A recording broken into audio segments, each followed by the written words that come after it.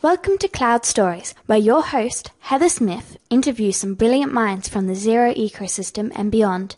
This show shares stories from our community, developers, cloud integrators, end users, Xero solution providers, business consultants, accountants, bookkeepers, and people riding the cloud. Together we gain a 360-degree insight into this evolving phenomenon. We pick up tips, tools, and tactics from stories shared. We understand where the pieces of the puzzles fall into place, and in turn we can propel our business to the next level. Now here's your host, the very curious Miss Heather Smith. Welcome to the second episode of Cloud Stories. I'm your host, Heather Smith, and you guessed it, I'm excited you're back listening to the show. In today's show, I'm talking to Colin Hewitt from FloatApp. But before I introduce Colin, let me share with you details of some upcoming episodes. From Drury, New Zealand, we speak with Gail Buchanan, the Chief Number Nurse at Number Nurses. And with so many add-on solutions in the Xero ecospace, we talk to her about how she approaches learning them. And still, over in New Zealand, from Wellington, New Zealand, we speak to Jared Armstrong, the co-founder of MinuteDoc. I talk to him about the tools he uses in his business, how the team at MinuteDoc determine what feature sets they should incorporate into the solution without overwhelming customers. And I also speak to him about his thoughts on education in the technology space. But back to today's episode. Today I speak with Colin Hewitt. Colin is the co-founder of FloatApp. Float provides real-time, short-term cash management and forecasting for the small businesses using Xero. Welcome, Colin, to Cloud Stories. We're so pleased to have you here. Hi, Heather. Good to be here. What's the weather like in Edinburgh at the moment? Well, it's a little bit cloudy at the moment. We've had a good stretch, probably about a week of good weather, and it's come to an end, unfortunately, today, but we're hoping that it's just temporary. Sensational. So, Colin, I'll start with the really hard question up front. Who is your favourite superhero and why? My favourite superhero? Well, gosh, I'm not sure if you have the same superheroes that we do in Australia, but I was always quite a big Spider-Man fan. Sensation. I like the that Scottish Spider-Man version. Scottish Spider-Man, of course, yeah. I like the way he had a spider sense. You know, had this sort of, the spider sense was tingling. That's always a good line. You know, sometimes I think I have that as well. The spider sense. Oh, that's a good heading for a story about you. Yeah. Sensational. Thank you for that, Colin. Can you share with us what your business does, Colin? Yeah. So our business, Float, is a piece of software that we've designed to try and help businesses understand a bit more about their business. And really, the main thing that we focus on is how much cash is in the business and what your bank account's going to be at any point in the future. So we think that's kind of one of the most interesting, or the more interesting parts of a business. You can get lots of insightful management reports, but sometimes you just want to know, can I afford to pay for this? And will there be enough cash at the end of the month to pay the salaries? So that's kind of that's what we focus on at Float. So in that respect, is that what you see? Is that why it's important to have a forecast or a cash management system in place? Yeah. I mean, the story of where we got to Float from was I used to have a web design agency, and we were always asking that question of, you know, is there going to be enough to do X or Y? And having to go back into a spreadsheet was a painful process because it was always out of date, and I always felt, well, hold on, I can answer your question in a couple of hours when I put in all the figures. And so, yeah, having a forecast is definitely important, but certainly it can be a bit of a pain to manage if you don't have it updating automatically. Yeah, I know that spreadsheet pain. So when did you start your business, Colin? When did you start this business, which is Float? Yeah, so Float, so there was a kind of an overlap period. We started as a side project while we were running the other business. So I think we started it in about 2010. And it was me and my co-founder, so he was kind of working on it in his spare time. I had the idea, I had the spreadsheet, and I said, this is what I'm looking for. And he thought it would take about 3 months. So 4 years later, we're still working on it. And yeah, it was a sort of gradual start, but my co-founder came on board full time, I think in around beginning 2011. Then I sold the web agency in 2012, beginning of 2012. So yeah, we've probably had about just over 2 years being full time on Float. Sensational. Did you come from a numbers background? Not at all. I actually flunked my maths A-level exam. So you didn't need to share that with but, it was interesting coming from a web design business into numbers, which... Yeah. No, absolutely. I mean, so I guess that where I came from was I was the one who was having to do all the numbers. We were using spreadsheets to run our business. And I thought our spreadsheet was pretty darn good. You know, I worked on it quite hard and did everything that it needed to do. It just took so long, and we actually started using cloud accounting software, and we used a package initially called Free Agent, which was great for our really small business. Also another Edinburgh company. And then we just realized that with this, it was amazing to have a lot of that stuff automated all of a sudden and in the cloud. And it took a lot of pressure off me, but then it didn't have the forecasting part that was really important to me, so we still had to use the spreadsheet for that. But yeah, so I wasn't a numbers person naturally, but I'd kind of come to this out of necessity. And then I found I kind of had a little bit of pleasure just about getting everything to match up to the penny, but it probably took me a lot longer than it would for some other people. And but no, numbers weren't my strong point. I had no background in accounting. And when we spoke to some accountants about forecasting, we read about forecasting, it all seemed very complicated. And we just thought, gosh, it's got to be simpler than this. And even some of the language, just clarifying, was a helpful starting point. So we really approached it from a non-accounting point of view, and then tried to get back to some of the core principles of accounting as we've gone on. That's an interesting perspective to take it from, certainly. And I'm a great believer that everyone can get their numbers. So it's exciting to hear someone coming from a different side, but sort of coming to the numbers party. Where did you get the name Float from?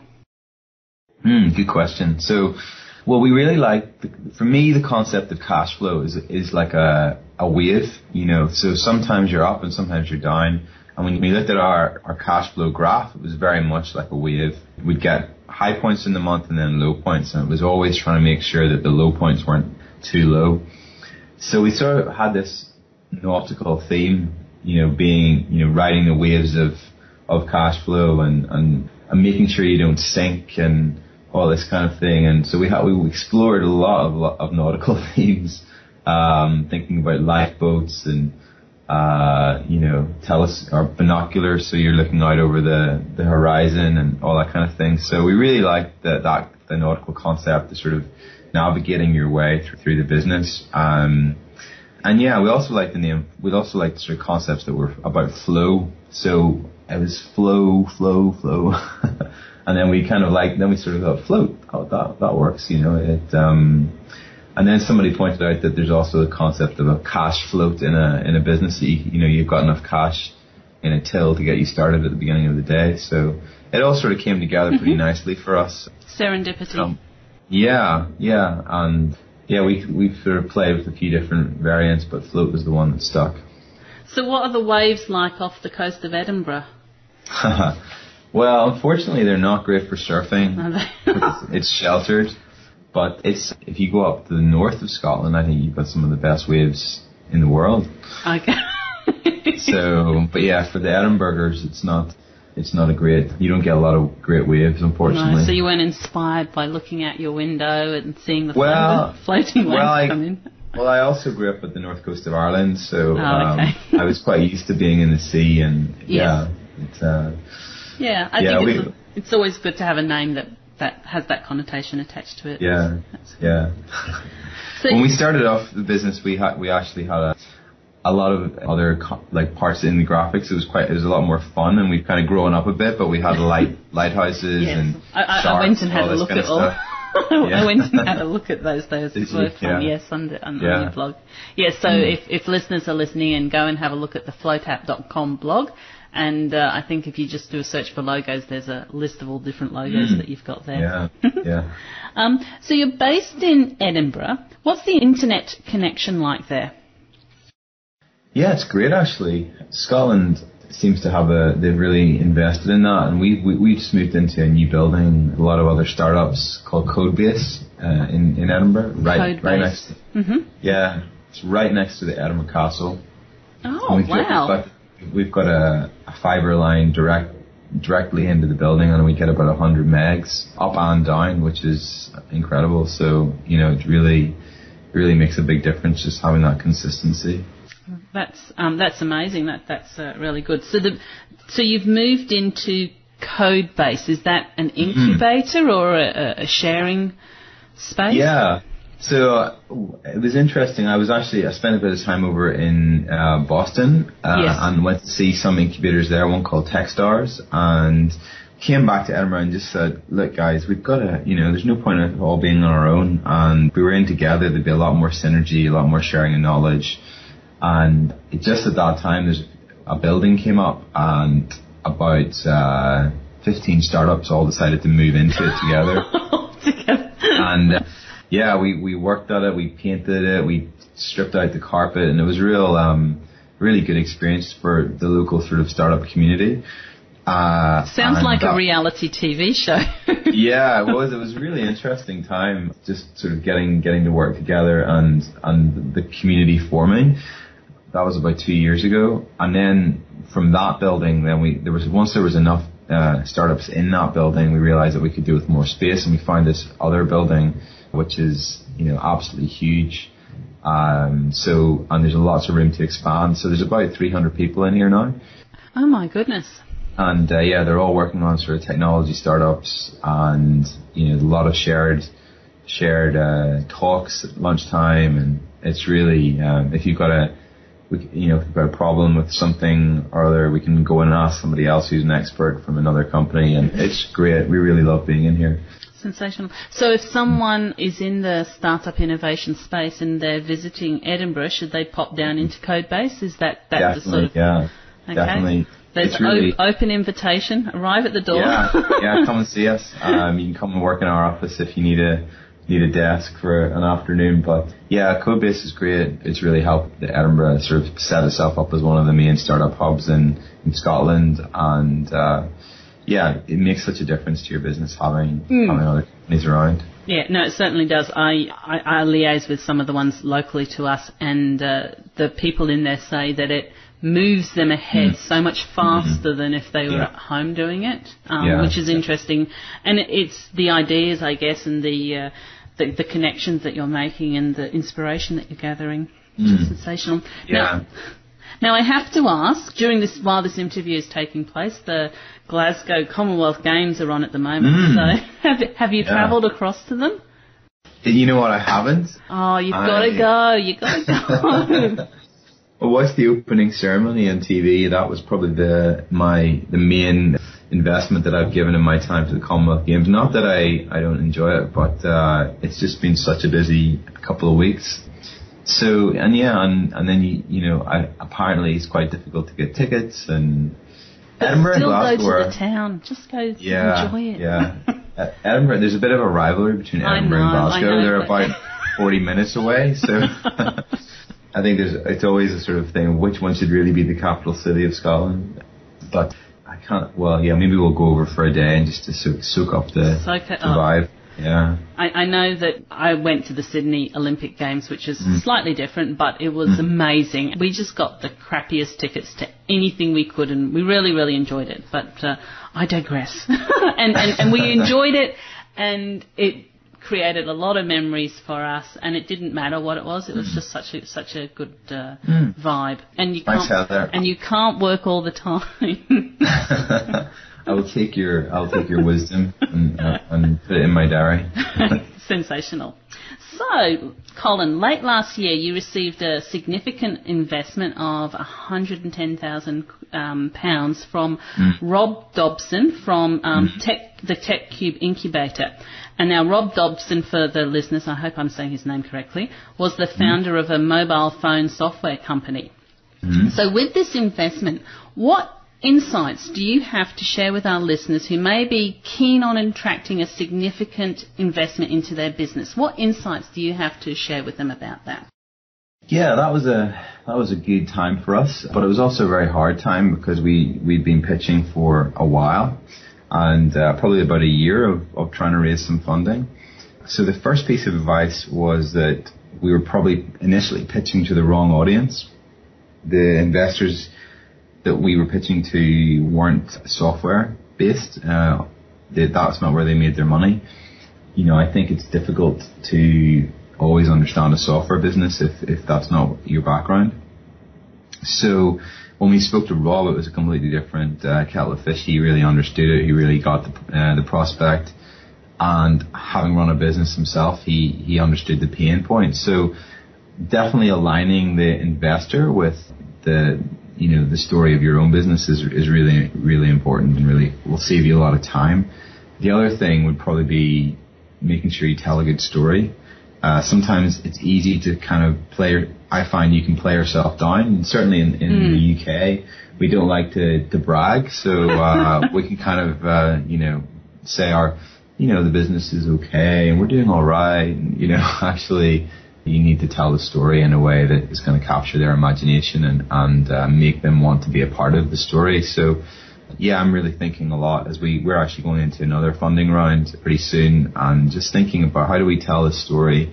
It is a great story. It's something we've put our lives into and we've got a real passion about. So, it's all about telling that story and really painting the picture of the possibilities of the future. We want to grow a great company, and we think this product can be, wide-reaching and really make a difference in the lives of business owners. So, yeah, it's all about putting that compelling story together so that an investor can get excited about it as well. Do you feel, what tips would you have about sharing your story? Do you work through a process of that? Do you work with someone to help you do that? Does it just come to you while you're drinking? Well, I think, if you sit down and really think it through in terms of where did the idea come from? What really gets me excited about this? What's my dream for this company? And you start really tapping into some of the bigger picture stuff, first of all, rather than, I think, especially for me, it's easy to get bogged down in the details, how you're going to do something. And then that tends to become quite small picture. Yes. Like we're going to add this feature next month, and then we're going to hire one more member of staff, and then and you're thinking through a very specific plan, whereas the story has to come from a much deeper place of, the beginning of where the idea came from to the end and of where you think it could go to. And if that's not an exciting enough story, then it sort of brings up a few questions as well. So yeah, I mean, one thing I found helpful is actually asking other people to say, how do you perceive the story of Float? Like, what have you seen? And then sometimes I'll say, well, I think this is incredible that you guys managed to go for so long without raising any money, or I think, what you've achieved with a small team is amazing, or, and then you sort of think, oh yes, that's a good point. I didn't realize that. So having other people feed back to you what they perceive the story will help you understand things that that are actually true, but you're missing or you've neglected to include. So actually I had a breakfast with Rob yesterday, and he was sort of saying, as we prepare for this next funding round, here's some of the way that I see this. This product is innovative. The space is really hot right now. There's all this activity happening. There's more and more people moving into the market, and just hearing him describe it makes you think, oh yeah, that's true. That's true. Like when you're in it for 4 years, it becomes, you don't get the same perspective. So having another perspective is really helpful. Is Rob Scottish, or is he American, or is he something else? Yeah, he's English. Oh, he's English, okay. So, unlike many good Englishmen, he's moved to Edinburgh with his wife. there's so many people that I meet here who I ask them where they come, and they said, oh, it was because of a woman or a man, you know, and so they moved up after he sold his business. You know, there's some great schools up in Edinburgh, and they had some family up here as well. So they looked around and decided Edinburgh was the city for them. So yeah, it was a good for us. Sensational. So Rob Dobson has joined your firm as a director. So apart from the money and the investment, how has he becoming a director impacted Float? Yeah, Rob I'm a big fan of Rob. Because I think we spoke to a few other investors and they all have very different agendas. So Rob manages to walk the line very well between pushing us and not interfering too much. So it doesn't ever feel like we're working for him, but he really provides a sort of mentoring and just a constant push, you know, because sometimes it's easy to kind of not have that when you're running the business, if you don't have a board set up. So Rob really just pushes us. He's pushing me the other day about how much money we want to raise, how fast we want to grow. And, you know, it's easy for me to think, you know, the first step is about survival, and the small picture, and he sort of lifts us out of that and says, no, I think we can do more here. I think there's more potential. And, you know, so Rob really brings a different perspective, especially because he's been there before. He's done it. He's grown a business. He understands the process. Yes. And that gives him a lot of credibility in terms of if somebody else was saying that from, you know, he hasn't been there before and done that, then you don't tend to listen to them in the same way. So, yeah. Yeah, no, absolutely. Yeah. It's interesting because the newspaper headline that a small tech has received a large amount of funding, you sometimes think, oh, that's going to be good or that's going to be bad. And so it's always good to get your insights in finding that right person, and you obviously have done that. And it's working out really well for your business when these people do it. And the passion, which is their baby, their small business, gets taken in another direction. It's kind of heartbreaking. Yeah. No, I think that we looked at another investor at the same time as Rob, and, you know, it was you could tell the incentives were much different for the other investor, because he was looking for, you know, board fees and consultancy fees, and, you know, he was going to take a very active role. And, you know, it's a very different place whenever they're seeing it as a kind of monthly income. Yes. Whereas, you know, Rob's never taken anything from the business, just really wants to see it succeed. And, you know. That's sensational. I hope we don't get an influx of people going harassing Rob after this. Yeah. He sounds like the greatest man in the world. He's a good investor, and I've definitely introduced a few people to him, but he seems to manage to see everybody, and, you know, he picks the ones that he likes, and yeah. But we need more people like Rob up here, and hopefully there's a few Edinburgh companies that are going to be having a few big exits soon. You know, we've got a great company called Skyscanner here that are doing quite well, and everybody's hoping that they're going to get their IPO away soon and make a few people some money so they can go back and invest it into the startups here too. Sensational. So your product Float integrates with Xero. What has your experience been as being a part of the Xero add-on ecosystem? Yeah, I mean, it's been amazing, really. When we started building Float for Free Agent, we felt Free Agent was the best piece of software out there, and we felt that Xero was nice, but it was a bit too, you know, it was a bit bland. And at the time, there were roughly about the same number of users in the UK, and so, but what Xero have managed to do in terms of growth over the last 3 or 4 years has just been incredible. And we realized at some point we have to get, you know, this integration with Xero built. And it actually took us about a year to do. Wow. So it was a really big, you know, investment of our time and resources to rethink how Float was going to work, because there's such a Xero has a lot of larger companies.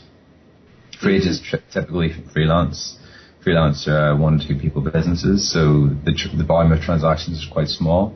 So we moved to Xero. It was a big investment of our time, but we really recognized that they were the ones that were leading the way. And yeah, but the great thing about Xero is the support that they gave to us and the encouragement and set, that feeling of we're going to help promote you.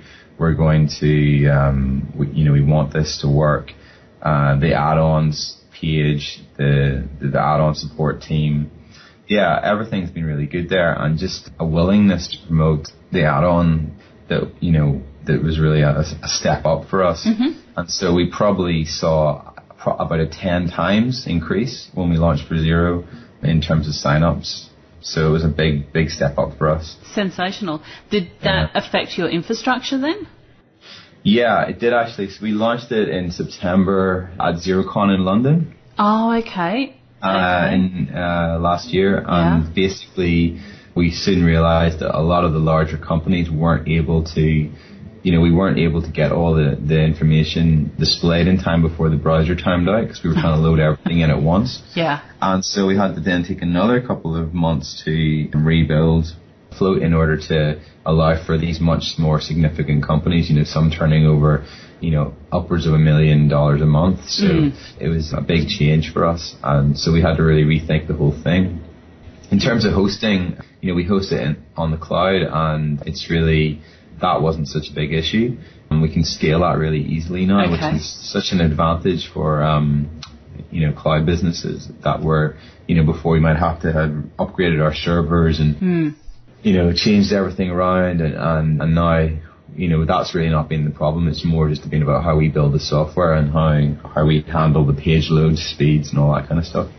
So if Xero releases an update, say it releases an update next Sunday, do you have to do something in your back end, or is that okay? It just goes with the flow? Yeah, it's fine. So nothing that Xero do on the actual Xero app should affect us because they have their API team separately. So it's really only when they change something in the API that affects us, and more often than not, the API is a little bit behind what the main app is doing. So we'll get some feature. We'll only get access to certain data, typically a couple of months later. Okay. So there hasn't been, touch wood, there haven't been any problems yet in terms of Xero changing something or that we haven't come across that. Generally, it's been changes for the good, so we sort of get more and more information that we need. Because that's always been the thing with cash flow forecasting. It requires a vast amount of data to achieve it. Yeah. And that's always been the thing that trying to get that in the right place. Yeah, it's there's a lot of transactions that we need to pull. We actually forecast right down to the transaction level, so we're building up a whole report based on your bank transactions. It's not a report that we can just pull out of Xero, so we have to almost start from scratch and build that ourselves. So we're pulling a lot of information out. That's a challenge. I know you use Xero in your business. Do you use any of the add-ons from the Xero ecospace in your business? Yeah, I'm a big fan of Receipt Bank. It's something that I met the guys a few times up in Edinburgh first, actually. Didn't really feel the need for it at the time, and I think I was chatting to Michael at XeroCon and just thought, I'm gonna give this a try, and really haven't looked back since then, just in terms of snapping all my expenses. But now we've actually upgraded to the business version, and we send all our invoices as well, and it just saves me so much time. So we're looking for a system. We're looking for a complete system, basically, where we don't have to have any much touch on the bookkeeping side of things. Yes. Excellent. So Receipt Bank's a big part of that, and they're improving all the time as well. So yes, that's definitely evolving. Was Michael wearing his kilt at XeroCon? No, I haven't seen that. Haven't you? Every time he wears a kilt, he wins a prize. That's the theory. I'll have to bring my kilt over then to the XeroCon Australia. Oh, yes, you will. Oh, my goodness. If you turn up in a kilt, you definitely win a prize. That's it. That's the rule. That's the secret. Okay. Yeah. Michael's obviously not sharing that around. No, he hasn't, no. There are many photos of him in the kilt at XeroCon. Right, okay. Well, yeah, so the other one we've been looking at is a new one that you probably won't have heard of. It's more in the UK, but it's called Credec. And what they do is they connect into they set up a back payment system. So in Xero, you can just mark all your bills as paid on a certain date. Yes. And they'll actually then set up a backs run, and it'll just go automatically for you when you approve it. So that's quite nice as well, not having to go into your bank account and sort of do all the pay run and pay all the bills. It kind of creates a bank file, does it? And then extracts the income and then extracts the money and then pays it. Okay, and what was the name of that again? It's called Credec, CREDEC, I think. They're pretty new. They're also Edinburgh based, and I'm not sure if they're just the UK at the moment, but the concept of having that complete system is great. Yeah, no, it is, and I don't recall them hearing of them in Australia, but I'll check and I'll include that. Yeah, check them out. Yeah, I'll include that in the notes to this show, listeners. So, in your business, can you share with us any other useful tools you actually use in your business that other listeners may benefit from? Yeah, as a product business, we feel that customer support and feedback are absolutely crucial. So we use a product called Intercom to do that. And it's a relatively new product, but it's absolutely fantastic in terms of it lets us send automatic messages to users. It does all our internal communications with the users, and we can send out newsletters. It makes building newsletters really easy as well.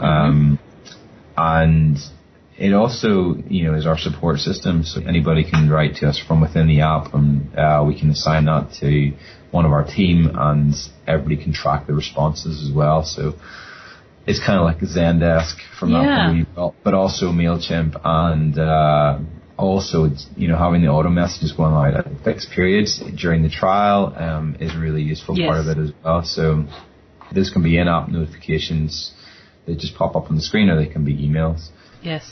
So it's a great way just to sort of for us to say we've pushed a new feature, or we'd love to get some feedback on this. If you're interested, get in touch, that kind of thing. So yeah, we really try and maintain a close relationship with our users, and that's a tool that I just think is fantastic if you're a product company, if you've got sort of a web-based product.